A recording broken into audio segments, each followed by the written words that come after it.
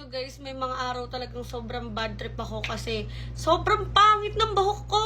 Talagang nakakasira ng mood kapag ang pangit-pangit ng buhok ko or parang mukha akong bruha. And lalo ngayon natin magkakaroon na ako. Ate, saktong-sakto mag-aayos ako ng buhok. Actually, tapos na ako magplansya pero naiirita talaga ako sa mga tayo-tayo na yan. Girl, hindi ko alam kung ano nangyari pero ayan na siya.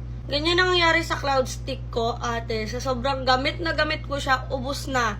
Wala akong choice kundi mag-restock na naman. Pero I think meron pa to. So, sisimutin natin kasi dito lang naman siya sa taas.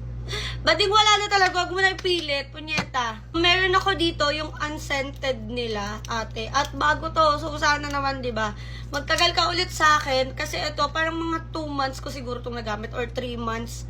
3 months na siya sa akin. So, sulit naman ate. And for its price, talagang na-hold niya yung mga tutsang ko. Tutsang ba tawag doon? Hindi ko alam. Basta yon yung mga tayo-tayong ganyan. Naiirita kasi ako pag may nakikita akong ganyan eh. Hindi ko alam kung ako lang din ate. Meron talaga sa isang buwan, hindi pwedeng wala akong bad hair day. So, ayan siya. May takip pa siya ate. At ang ginagawa ko, inaangat ko yan muna bago ko kunin.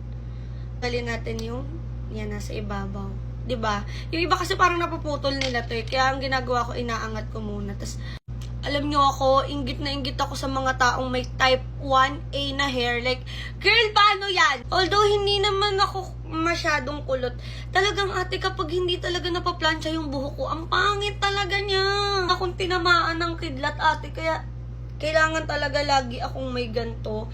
And then, usually, binobore brush ko yan. Or, ganyan-ganyan na lang. Mukha akong malinis, tignan. Okay na ba? Maganda na ba? At kung tatanungin nyo ako saan ako pupunta, wala ba ding mag-iinarte lang ako dito sa bahay, pero gusto ko plakado pa rin ako.